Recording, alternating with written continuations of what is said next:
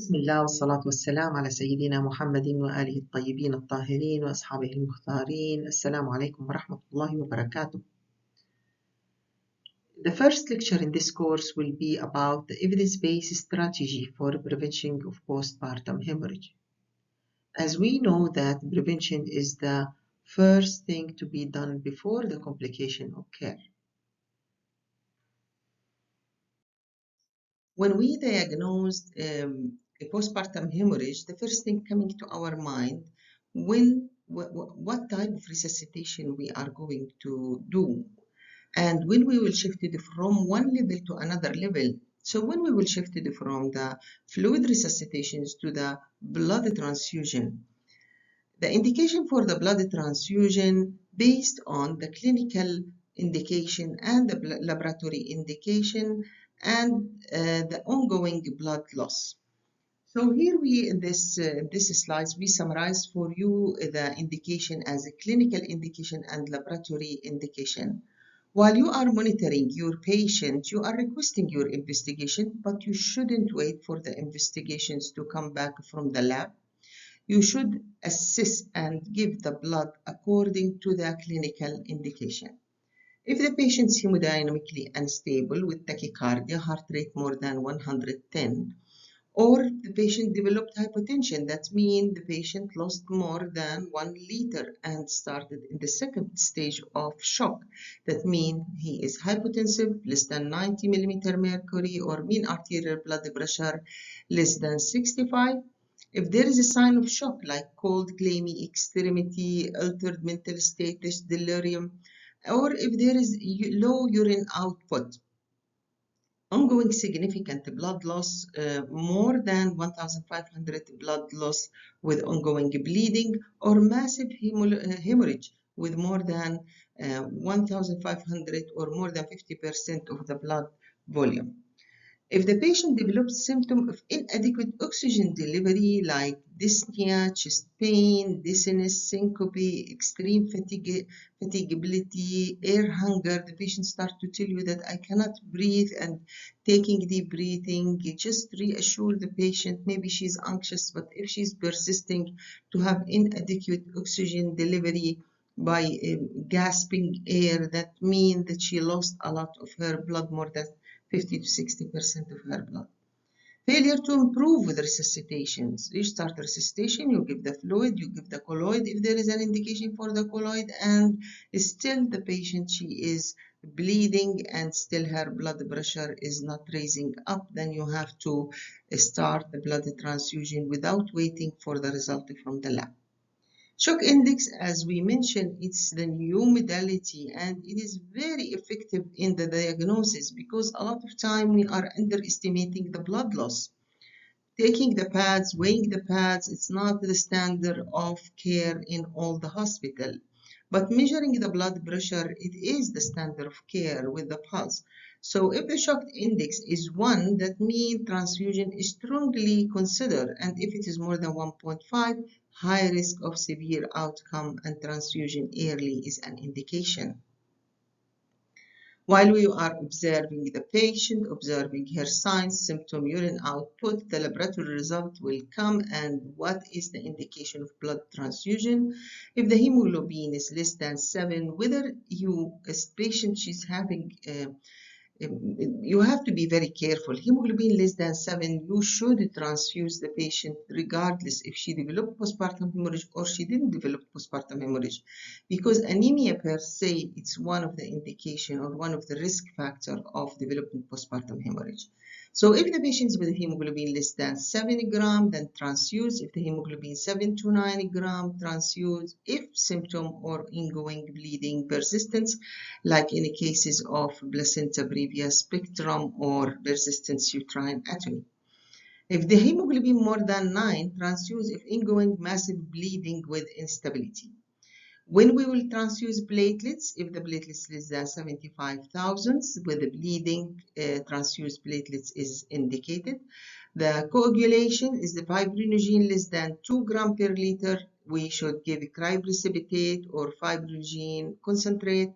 If INR more than 1.5 or APTT prolonged gave fresh frozen plasma. Thromboelastometry, it is a way of transfuse the blood component based on the specific deficits, and the machine will give you the exact indications for the transfusion.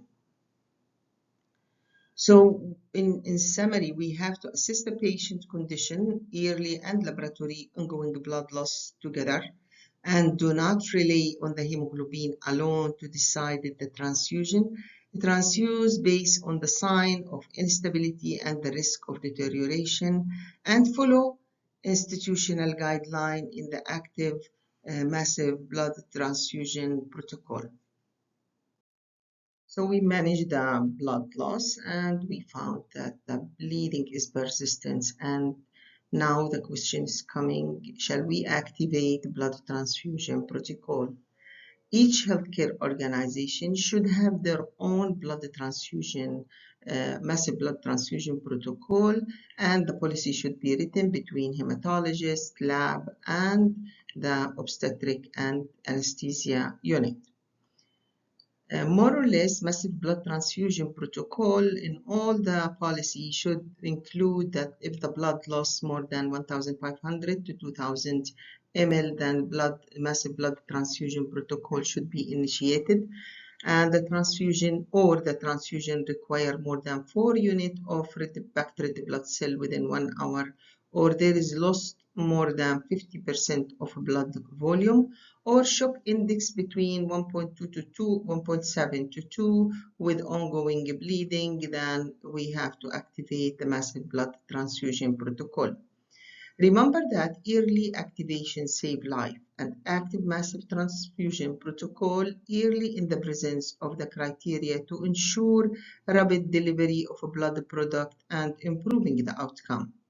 Recognized early, act fast, and save lives. During massive transfusion protocol, we are going to transfuse 1 to 1 to 1. 1 packed red blood cell to 1 fresh frozen plasma to 1 platelets. With every 4 units of packed red blood cell, we are going to transfuse 4 units of fresh frozen plasma and 1 platelet cell freezes. Early replacement of coagulation factor reduces the DIC and mortality. The massive postpartum hemorrhage causes loss of all the components of blood, red blood cell, loss of oxygenation and carrying capacity. When there is a loss of plasma, there will be a loss of coagulation factor, and if there is a loss of platelets, there is impaired primary hemostasis. If we transfuse only red blood cell, this will lead to improvement in the hemoglobin. However, the clotting factor and platelets become progressively diluted, and the dilution coagulations develop, and bleeding will be worsening despite normal hemoglobin.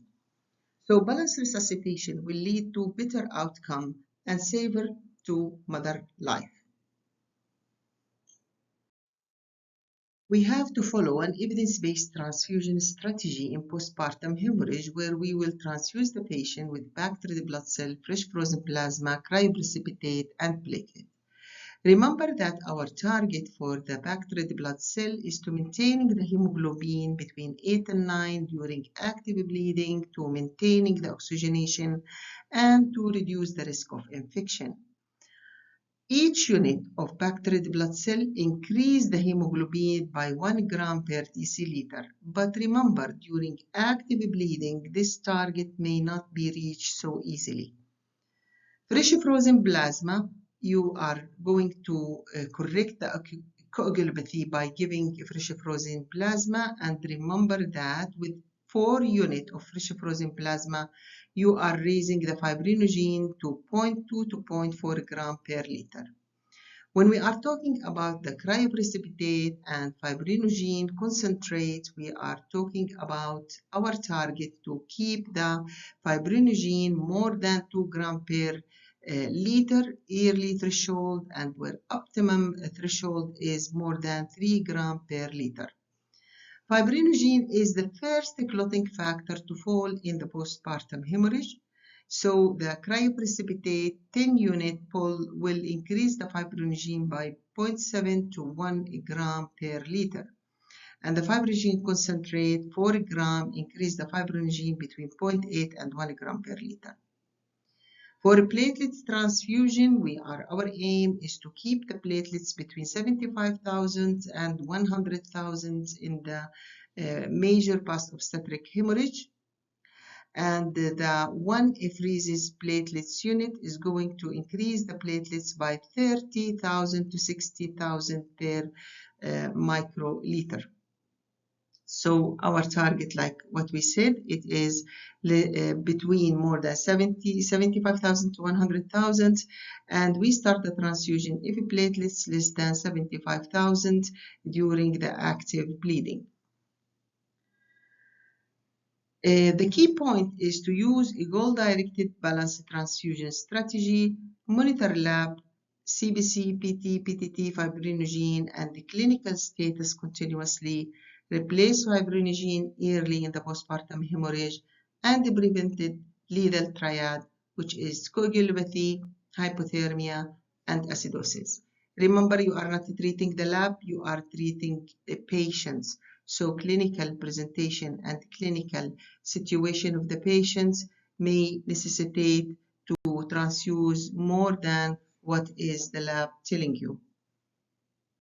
So in summary, the transfusion goal in postpartum hemorrhage, severe postpartum hemorrhage, is to keep the hemoglobin between 8 and 9, fibrinogen 2 to 3, platelets 75,000 to 100,000, PT and APTT less than 1.5 the normal, and normal lactate and pH more than 7.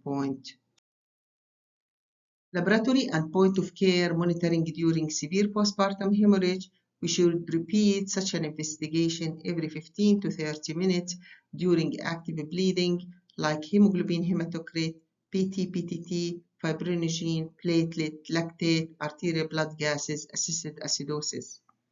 Continuous laboratory and point of care monitoring allow early correction of coagulopathy, hypoperfusion, and metabolic acidosis during massive blood transfusion and massive tranexamic acid.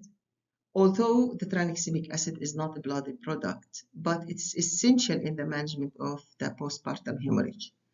How tranexamic acid is working? Tranexamic acid is anti-fibrinolytic agents that blocking the binding of plasminogen to fibrin, preventing its converting to plasmin. And this is stabilizing the fibrin clots and reduce the premature clot breakdown fibrinolysis, allowing effective hemostasis to occur. How we can give it? We give 1 gram over 10 minutes as soon as the postpartum hemorrhage is diagnosed. After 15 to 30 minutes, if the bleeding persists, you can repeat the dose of tranexamic acid. Tranexamic acid reducing the blood loss and decrease mortality from postpartum hemorrhage, and most effective when giving early within 3 hours, and safe and well tolerated when used as recommended. So we give tranexamic acid early, repeated if needed, save life in severe postpartum hemorrhage. Don't wait till you start blood transfusion. Don't wait more than 3 hours because it will be too late, and the target and the game and the goal from giving tranexamic acid will be lost. Thank you for your commitment to excellency in women healthcare. Together we are shaping safe care, improving outcome, and supporting every woman at every step.